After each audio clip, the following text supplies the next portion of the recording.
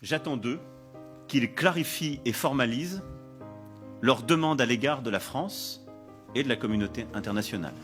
Souhaitent-ils notre présence? Ont-ils besoin de nous? Je veux des réponses claires et assumées sur ces questions. Je ne peux ni ne veux avoir des soldats français sur quelque sol du Sahel que ce soit, alors même que l'ambiguïté persiste à l'égard de mouvements anti-français.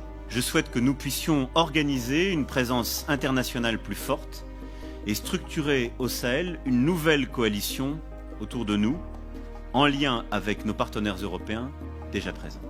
Le président français demande à nos chefs d'État africains francophones de fermer nos bouches. Parce que, selon lui, nous cultivons un sentiment anti-français. Mais vous savez très bien que c'est faux. Monsieur le président Macron, il n'y a pas de sentiment anti-français ici. Ce que vous appelez sentiment anti-français,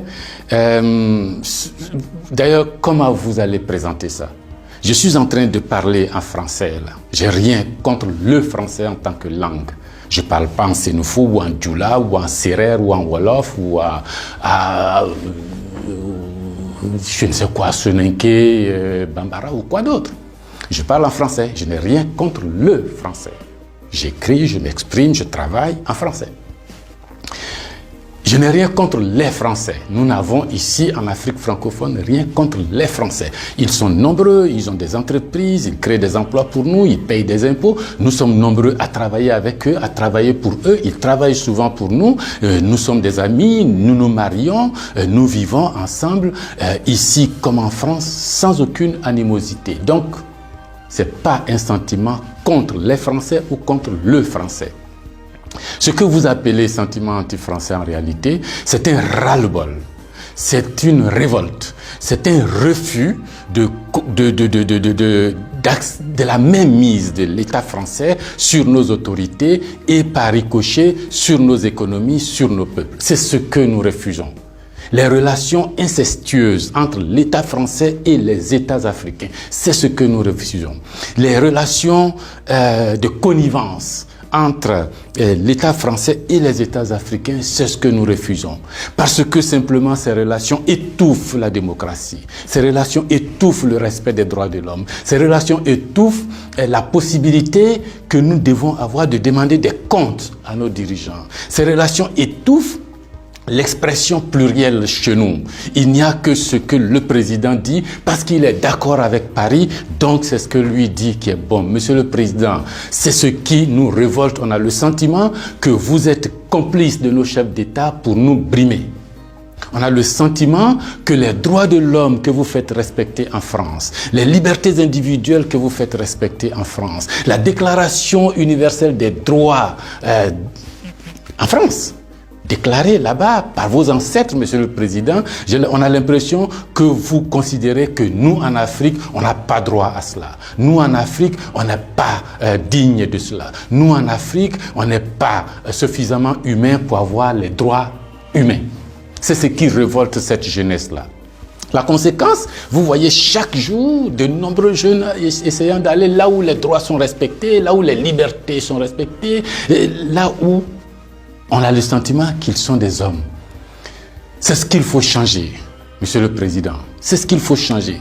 Vous pouvez parler 1000 fois à nos chefs d'État, vous pouvez leur donner des instructions 1000 fois, mais ça ne changera rien dans la tête des populations africaines ici, dans l'esprit des populations africaines ici. L'idée est que nous voulons redevenir des hommes libres.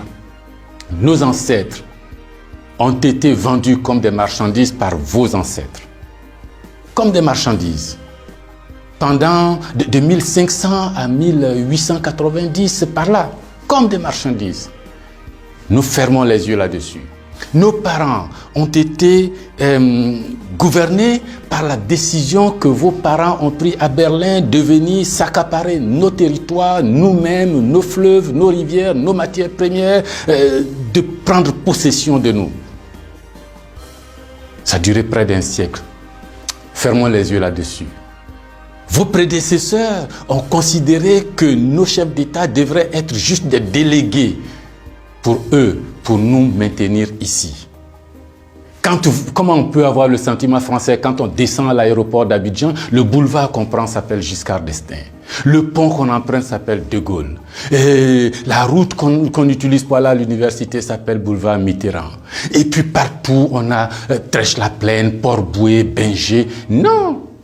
Ce que la nouvelle génération veut, ce que nous voulons, c'est l'autodétermination. Que nos chefs d'État nous rendent compte ici, qu'ils ne soient pas obligés d'aller vous rendre compte pour se donner une certaine légitimité, comme Macron est d'accord avec moi, comme Chirac est d'accord avec moi, comme le chef d'État français est d'accord avec moi. Donc ici, vous allez faire ce que je dis parce que sinon vous allez avoir des problèmes. Monsieur le Président, tant que ça durera comme ça, les gens ici auront le sentiment que l'État français est complice de leur brimade, de leur pauvreté, de leur chômage.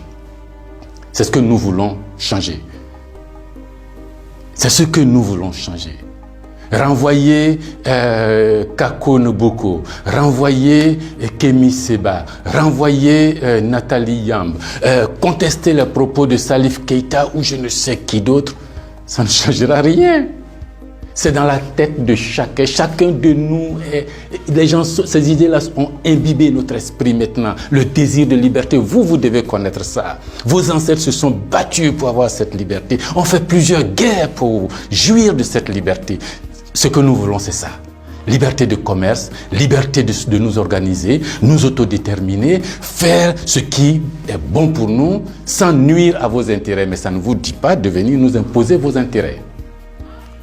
Si vous pensez, chers auditeurs, que ce message vaut la peine d'être diffusé et que nous soyons nombreux à nous l'approprier, sans animosité, sans bestialité, mais avec fermeté et conviction, il faut liker, il faut partager. Parce que c'est l'Afrique de demain qui se joue là. Nous ne voulons plus être des marchandises, nous ne voulons plus être sous la tutelle de quelqu'un, nous voulons redevenir des hommes libres.